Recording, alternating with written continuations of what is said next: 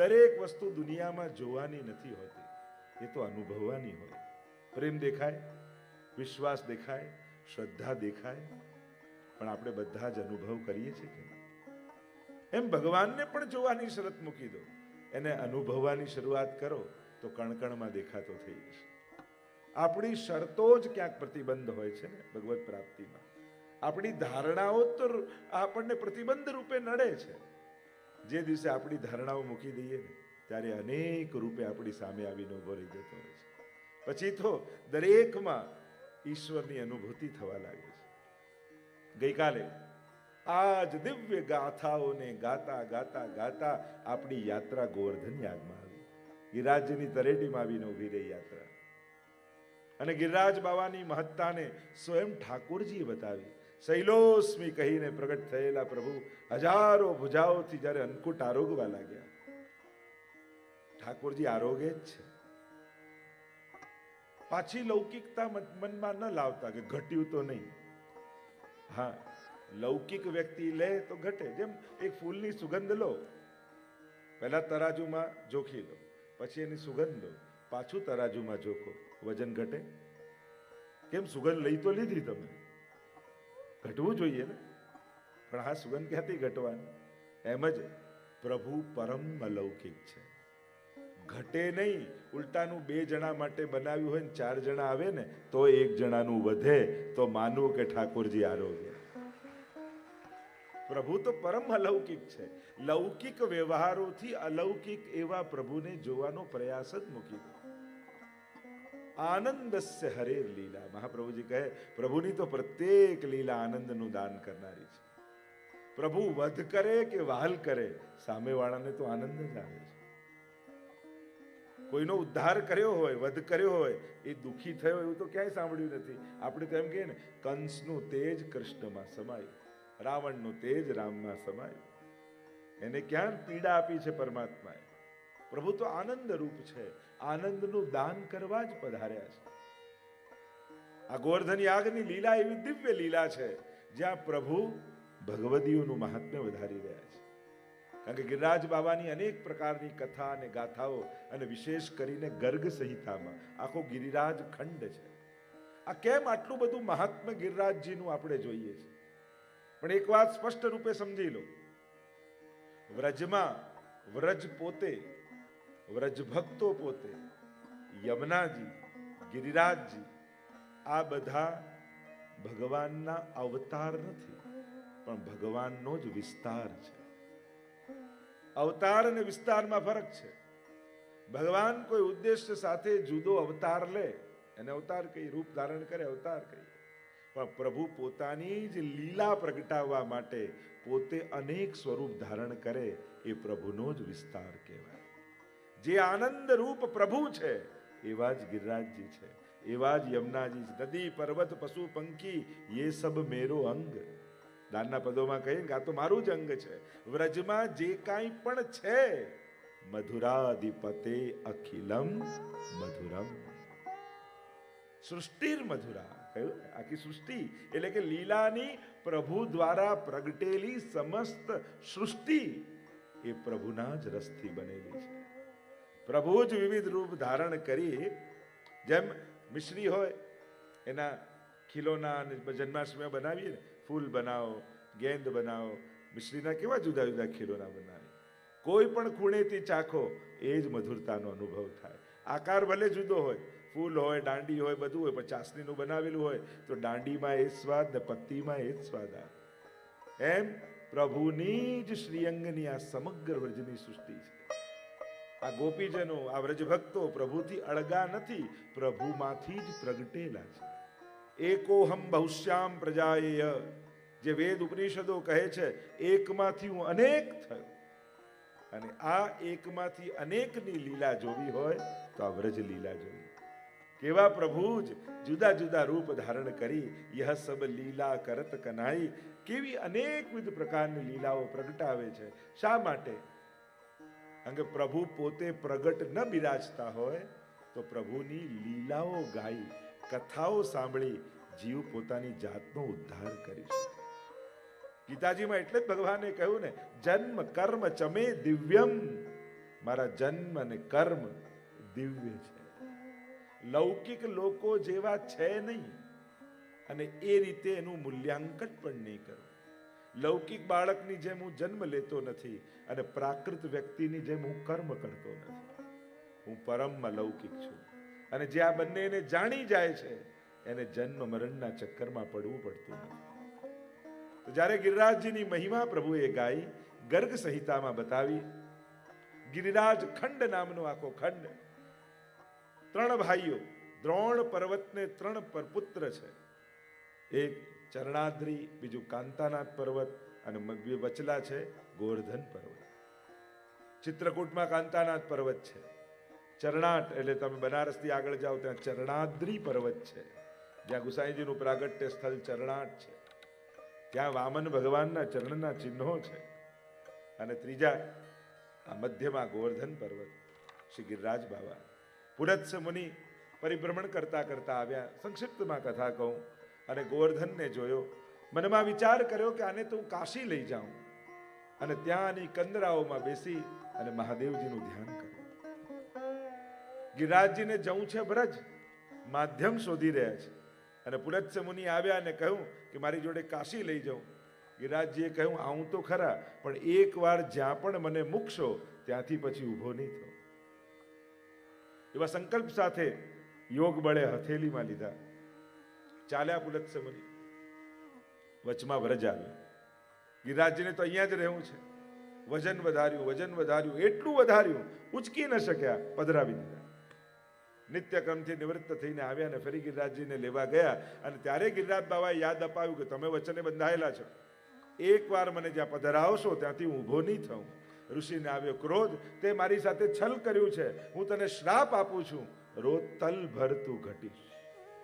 અને એટલે ગિરિરાજ બાબા રોજ તલભર ઘટે છે, એવી કથા આપણે ત્યાં છે. અને ગિરિરાજ બાબા વ્રજમાં પધાર્યા. આવા પ્રકારનો ક્રમ. પણ 2 પ્રકારથી ગિરિરાજજીનો મહિમા 10મ સ્કંદમાં ગાવામાં આવ્યો. પહેલો મહિમા ગાયો ગોપીજનોએ વેણુ ગીતમાં, અને બીજો મહિમા ગાયો આ ગોવર્ધન લીલામાં સ્વયં ઠાકોરજીએ, કે જ્યારે કહ્યું શૈલોસ્મી કહીને પ્રભુ પ્રગટ થયા ને બધાને અનુભવ કરાવ્યો, સાક્ષાત કૃષ્ણનું જ રૂપ છે.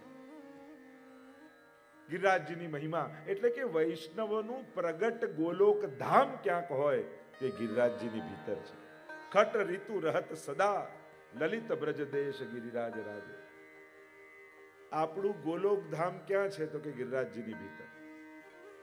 આપણી જે 12 મહિનાની લીલા છે ને વર્ષોત્સવની, જન્માષ્ટમીથી શરૂ થઈને 6 ઋતુની, એ ગિરિરાજજીમાં રોજ થાય છે.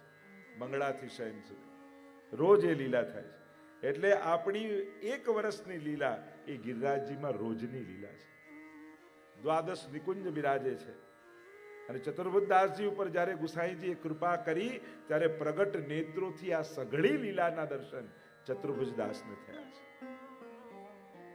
તો પ્રગટ ગોલોકધામ, કારણ કે મહાપ્રભુજી ક્યાં પધાર્યા તો કે કાશીમાં જ્યારે તેજ પુંજ રૂપે સમાયા, અને ત્યાંથી તેજ ક્યાં સમાયો તો કે દંડવતી શિલા પાસે, જ્યાં ગિરિરાજજીની ભીતર મહાપ્રભુજી પ્રવેશ્યા. અને એટલે જ તો પરિક્રમા કરતા આપણે દંડવતી શિલામાં દંડવત આદિ કરીએ છીએ. ત્યાંથી મહાપ્રભુજી ગિરિરાજજીમાં પધાર્યા છે. ગુસાઈજી સ્વયં સુંદર શિલાની બાજુમાં પૂજની શિલા છે, અને ત્યાંથી સ્વયં ગુસાઈજી પણ સદે ગિરિરાજજીની ભીતર પધાર્યા છે. અને આજ સુધીના સમસ્ત વલ્લભ કુલના જ્યારે લીલા પ્રવેશ થઈ જાય પછી એમના અસ્થિથી ત્યાં ક્યારો બનાવવામાં આવે, જે આજે પણ તુલસી ક્યારો ગિરિરાજજીની નિકટ છે. અને સમસ્ત વલ્લભ કુલનો વાસ ગિરિરાજજીની ભીતર માનવામાં આવે. આવો ભાવ, કારણ કે પ્રગટ નિત્ય લીલા સ્થલી એ ગિરિરાજજીની ભીતર છે. ગોવર્ધન કી રહીએ તરેટી, ગોવર્ધન કી રહીએ. એટલે જ ગિરિરાજજીના 2 સ્થાનની મહિમા છે. એક ગિરિરાજજીની કંદરા અને બીજું ગિરિરાજજીની તરેટી. ગિરિરાજજીની કંદરાઓમાં રાત્રિની અનેક પ્રકારની માધુર્ય યુક્ત લીલાઓ છે. ગોવર્ધન ગિરી સઘન કંદરા, રૈન નિવાસ કિયો પિય પ્યારી. અને તરેટીમાં ગૌચારણ આદિ લીલાઓ છે. ત્યાં ગોપીજનો પણ કહે છે, અંતાય મદ્રિબલા હરિદાસ વર્યો. આ તો હરિના દાસોમાં વર્ય છે, એને પર્વત આકારે છે, પણ એનું સ્વરૂપ તો ભગવદીનું છે. આધ્યાત્મિક માર્ગમાં આ બે ફરક સમજવા બહુ જરૂરી છે, આકાર અને સ્વરૂપ. ગિરિરાજજી પર્વત આકારે છે, સ્વરૂપથી તો હરિદાસ સ્વરે ભગવદીએ છે. યમુનાજી નદી આકારે છે, સ્વરૂપથી તો નમત કૃષ્ણ તુર્ય પ્રિયામ, ઠાકોરજીના ચતુર્થ પ્રિયા છે. મહાપ્રભુજી મનુષ્ય આકારે છે, સ્વરૂપથી તો એન મેન વ્રજરાજ ઉછંગે, શ્રીમદ વલ્લભ રૂપ સુરંગે. આકારથી શરૂ થાય અને સ્વરૂપમાં પ્રાપ્તિ થાય. એટલે ત્રણ સ્વરૂપ આપણે ત્યાં પ્રત્યેકના બતાવવામાં આવ્યા, આદિ ભૌતિક સ્વરૂપ, આધ્યાત્મિક સ્વરૂપ અને આદિ દૈવિક સ્વરૂપ. ત્રણ સ્વરૂપ બતાવવામાં આવ્યા છે. જેમ યમુનાજીનું જલ પ્રવાહ સ્વરૂપે જે સ્વરૂપ છે એ ભૌતિક સ્વરૂપ કહેવાય. યમુનાજી દેવી રૂપે છે વ્રજના, એ આધ્યાત્મિક સ્વરૂપ. અને યમુનાજી ચતુર્થ પ્રિયા છે, એ યમુનાજીનું આદિ દૈવિક સ્વરૂપ કહેવાય. તો આદિ ભૌતિક, આધ્યાત્મિક અને આદિ દૈવિક. વ્યક્તિ એક જ હોય, બધાને ભાવ કેવા જુદા હોય. તમે ઓફિસે જાઓ તો બોસ બનીને બેઠા હો, ઘરે આવો અને બાળક આવે તો પિતા બની જાઓ, પત્ની આવે તો પતિ બની જાઓ. વ્યક્તિ એક જ હોય પણ તમારા સ્વરૂપો કેવા જુદા છે. એમ જ આ બધા આકાર કોઈ વિશેષ રૂપે બિરાજે છે, પણ એ અલગ અલગ સ્વરૂપે બિરાજે છે. અને જે સ્વરૂપનું આરાધન કરો એવા ફળની પ્રાપ્તિ થાય. આધ્યાત્મિક સ્વરૂપનું તમે વંદન કરો, આરાધન કરો તો આધ્યાત્મિક ફળ. આદિ દૈવિક સ્વરૂપનું આરાધન કરો તો આદિ દૈવિક ફળ. આધ્યાત્મિક સ્વરૂપે પાપનો નાશ કરે, લૌકિક કામનાઓ ગિરિરાજજી પૂર્ણ કરે. પણ આદિ દૈવિક સ્વરૂપનું આરાધન કરો તો સાક્ષાત લીલામાં તમારો પ્રવેશ કરાવે, સાક્ષાત યુગલ સ્વરૂપની લીલાનો અનુભવ કરાવે. અને એટલે જ આપણે કહીએ ને, યમુનાજીમાં પગ નહીં મૂકો, ગિરિરાજજીમાં પગ નહીં મૂકો. નાહવાનો મહિમા આપણે ત્યાં નથી, આપણે ત્યાં તો પાનનો મહિમા. આવું કેમ કહીને? આવું કોઈ અપરાધ નથી, નાહવાનો ઉલ્લેખ છે, પણ એમનું સ્વરૂપની ઉત્તમતાનું તમને ભાન ન રહ્યું, આ ભાવ છે. તમે આધ્યાત્મિક આદિ ભૌતિક સ્વરૂપનું આરાધન કર્યું, પણ આદિ દૈવિક સ્વરૂપ સુધી જાઓ, એમ મહાપ્રભુજી કહી રહ્યા છે. એનું આરાધન કરશો તો ઠાકોરજીની પ્રાપ્તિ યમુનાજી તમને કરાવશે. તો સ્નાન કરવું એ અપરાધ નથી, પણ ઉત્તમતા નથી ભક્તિ. એ તો યમયાતનામાંથી બચવા માટે છે. અને વૈષ્ણવની ભક્તિ એ કક્ષાએ પહોંચી ગઈ છે કે એને યમયાતનાનો ડર નથી, એને તો લીલામાં પ્રવેશ જોઈએ છે. કારણ કે પુષ્ટિ માર્ગની વિશેષતા એ છે, અહીંયા સ્વરૂપ આસક્તિ છે, પણ પ્રાપ્તિ સ્વરૂપમાં આપણે નથી કરી.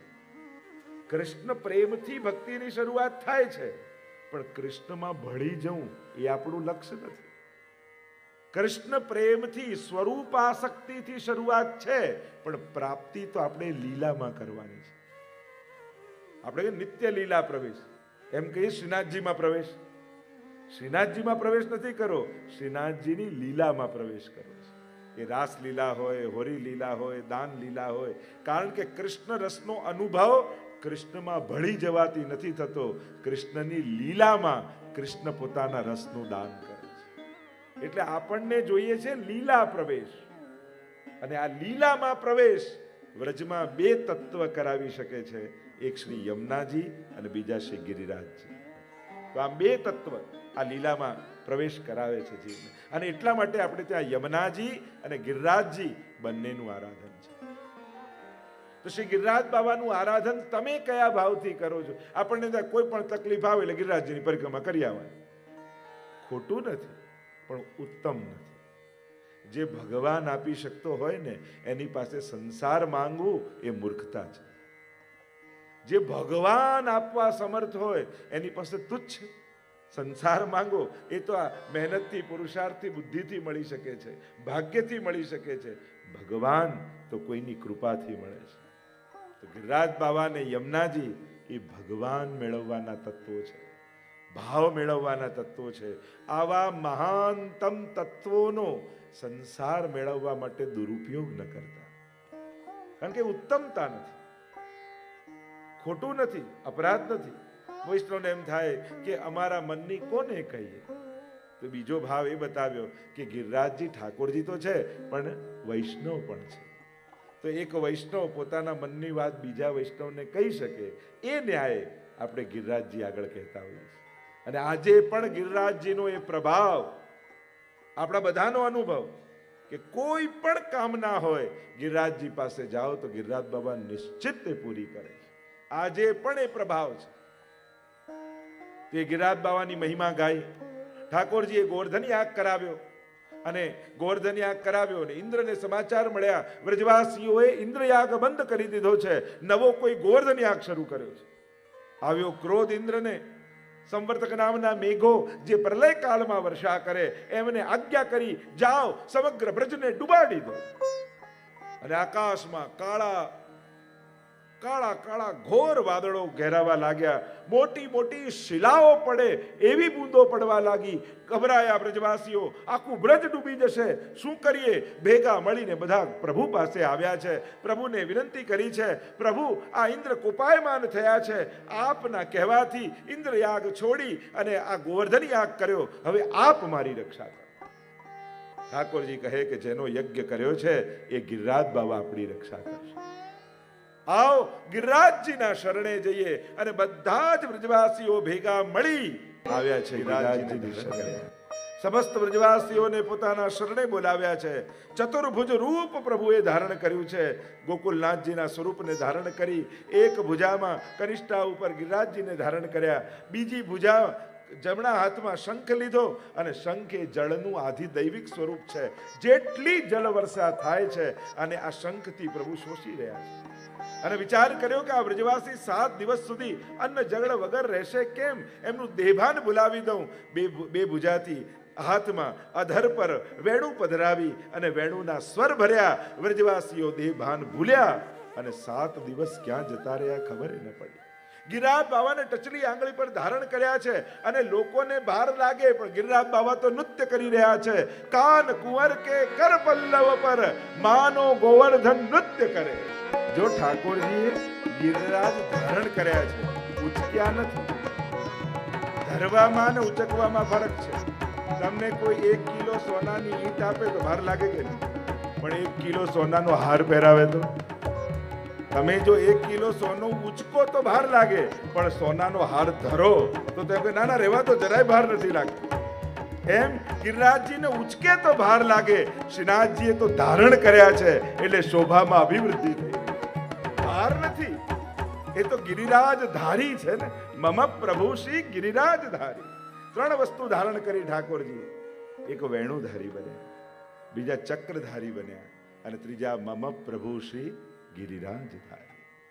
ઠાકોરજી જ્યારે વેણુધારી બને છે ત્યારે પ્રેમનું દાન કરે છે. પ્રભુ જ્યારે સુદર્શનધારી બને છે ત્યારે અભયનું દાન કરે છે. અને ઠાકોરજી જ્યારે ગિરિરાજધારી બને છે ત્યારે મારા પ્રભુ કોણ? ગિરિરાજધારી. એ ભાર ઉચકીને નથી, તો ભગવદી છે ગિરિરાજ બાબા. જ્યારે ચરણોના સ્પર્શ કરાવે ત્યારે કોમળ થઈ જાય, ધરે ત્યારે હળવા થઈ જાય. એવા ગિરિરાજજી છે. પોતાનો ભાર લઈને એવા હળવા થઈ જાય કે ઠાકોરજીને રમવા માટે જાણે રમકડું મળી ગયું હોય. નાનકડું બાળક જેમ બિલાડીના ટોપથી રમતું હોય એવા સુકોમલ થયેલા ગિરિરાજ બાબા છે. આપણે ત્યાં તો ગોપાલલાલજીનો આખો એક પંથ છે. રઘુનાથજીના લાલજી, જય ગોપાલ કહીને બોલાઈએ. એ ગોપાલલાલજીના પ્રસંગમાં એવો પ્રસંગ આવે છે કે જ્યારે સત્સંગમાં એવી વાત થઈ કે ગિરિરાજ બાબા તો માખણથી પણ કોમળ છે. અને વૈષ્ણવ જોડે હતા, ગોદમાં એમના લાલજી વજેન્દ્રજી હતા, અને ગોપાલલાલજી સાથે વાત કરતા કરતા ગિરિરાજજી ઉપરથી જતા હતા. અને વૈષ્ણવે વિનંતી કરી કે જયરાજ, આપના મુખે ઘણીવાર સાંભળ્યું છે કે ગિરિરાજ બાબા તો માખણ જેવા કોમળ છે, અમને કેમ અનુભવ નથી થતા? જ્યાં પ્રશ્ન કર્યો એટલામાં જ ગોદમાં રહેલા લાલજી ગિરિરાજજી પર કૂદ્યા અને કટી સુધી અંદર ઘૂસી ગયા અને અનુભવ કરાવ્યો, ગિરિરાજ બાબા તો માખણ જેવા કોમળ છે. આ ગિરિરાજ બાબાનું સ્વરૂપ અને એની ગાથા અને એની કથા તો અનંત છે, કેટલું ગાઈ શકીએ. પણ આ ગિરિરાજ બાબાને ધારણ કર્યા, સમસ્ત વ્રજવાસીઓને શરણ આપ્યું છે. 7 દિવસ ધારણ કરી 7 પ્રકારના અન્યાશયો જે વ્રજવાસીને હતા એ છોડાવી દીધા. ભગવાન ઘણીવાર આપણી અસમર્થતાનું ભાન કરાવી એની સર્વ સામર્થ્યનું આપણને જ્ઞાન કરાવે છે. જ્યાં સુધી સંસારના સાધનોનું બળ આપણને છે ને, ત્યાં સુધી ઠાકોરજીના બળ ઉપર ભરોસો નથી આવતો. અરે અમારે તો બહુ મોટું ફ્રેન્ડ સર્કલ, અમારે તો ઘણા પડ્યા છે, ઘણા લોકો, આમ એક બૂમ પાડો ને 10 જણા હાજર થઈ જાય, અમારે તો ઘણું બધું આમ. કોરોનામાં જોઈ લીધું, પોતે મેસેજ કરવા પડ્યા, કોઈ આવતા નહીં, હું પોઝિટિવ છું. જે એમ કહેતા હતા બહુ મોટું સર્કલ, એમણે જ ચેતવવા પડ્યા કે એકે આવતા નહીં. જીવ સારો છે, ખરાબ નથી, પણ અસમર્થ છે. સારા હોવા છતાંય મદદ કરવાનું સામર્થ્ય આપણું કેટલું? જીવનું સામર્થ્ય જીવ જેટલું છે, ઈશ્વરનું સામર્થ્ય ઈશ્વર જેવું છે. ઘણીવાર ભગવાન પર ભરોસો બેસાડવા ભગવાન બીજા પરથી ભરોસો ઉઠાવી દે. કારણ કે આપણને બેસતો ના હોય એટલે ભગવાન કે તો એમ કર, તું બધાને ચેક કરી લે. તને એવા સંજોગો આપું.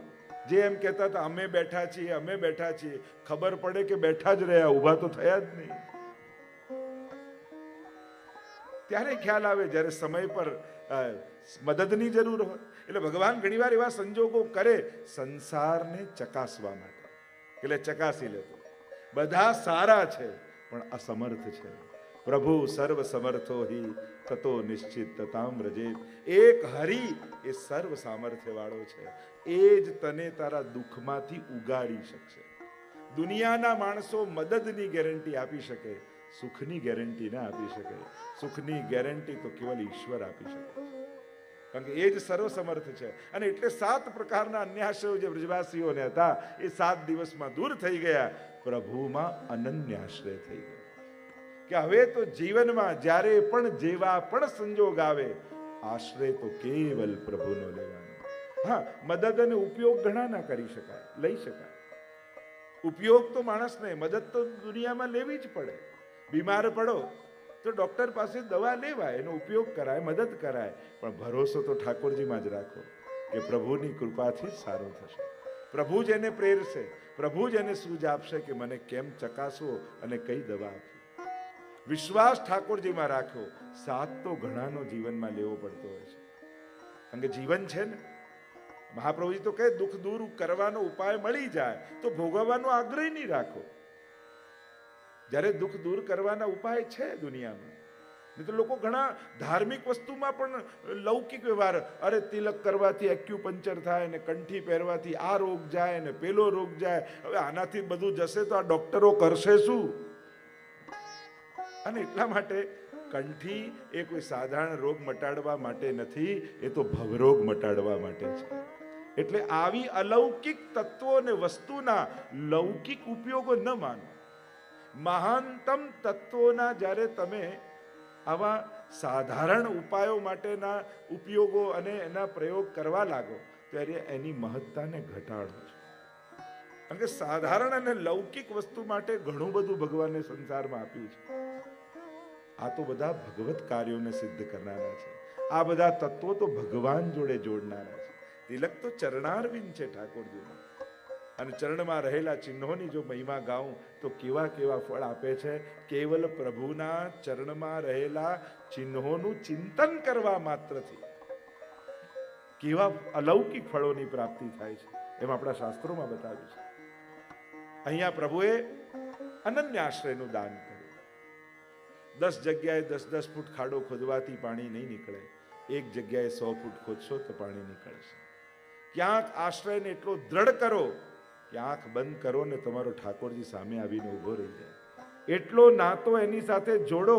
નહીં તો અત્યારે તો હું કહું ને કે બધા ભગવાનને યાદ કરો આંખ બંધ કરીને, તો આંખ બંધ કરીને તો ઘણા ગોતે ક્યાં કોને યાદ કરું? શ્રીનાથજીને યાદ કરું, લાલનને યાદ કરું, આને યાદ કરું, પેલાને. હું કહું તમને તમારા ઠાકોરજીને યાદ કરો તો આંખ બંધ કરો તો તમારા ઘરે બિરાજતા ઠાકોરજી જ તમને દેખાવા જોઈએ, કારણ કે તમારા માટે આવ્યો છે. અને એ જ શ્રીનાથજી આ સ્વરૂપે તમારા ઘરે આવ્યા છે. જય શ્રીનાથજી. પ્રત્યેકના ઘરે બિરાજતા ઠાકોરજી એ નાથદ્વારામાં બિરાજતા શ્રીનાથજી જ છે. પણ એ તમારા ભાવને સાચવવા માટે આ રૂપે આવ્યા છે. એટલે એ તમારો ભાવ રાખવા માટે. ઘણી વાર આપણે લોકો શંકા કરી, ઠાકોરજી બોલતા કેમ નથી, માંગતા કેમ નથી, આજ્ઞા કેમ નથી. માંગવા લાગશે તો ધરવાનું બંધ કરી દેશું. એ નથી એટલા માટે માંગતો કે માંગે એવો ઠાકોરજી આપણને પોસાય એમ નથી ને સચવાય એમ નથી. બાકી વિચાર કરો, દૂધઘરમાંથી સખડીમાં ધરવામાં આવવું હોય તોય કેટલી તકલીફ લાગે, તો ખરેખર માંગીને આરોગવા લાગે તો સાચવી શકો એમ છો? સાચે દિલથી વિચાર કરીને કહો, જો બધા ના પાડે છે. અને એટલા માટે એ તમને અસમર્થતા એટલે કે તમે એને સાચવી ન શકો એવો થઈને ક્યારે તમારી પાસે નહીં આવે. એ હંમેશા ભક્તને એના ભાવને આધીન થઈને તમારી પાસે આવે. શ્રી પ્રભુને પ્યારા શ્રી યમુનાજીના લાડીલા એવા રસિક સત્સંગી વૈષ્ણવોને જે શ્રીના આ વચનામૃત ગમ્યા હોય તો આ વિડીયોને લાઈક કરજો, શેર કરજો અને કમેન્ટ બોક્સમાં જય શ્રી કૃષ્ણ જરૂર લખજો. અને અમારી ચેનલ શ્રી વલ્લભને સબસ્ક્રાઇબ કરવાનું ભૂલશો નહીં. સર્વે વહાલા વૈષ્ણવોને ભાવથી જય શ્રી કૃષ્ણ.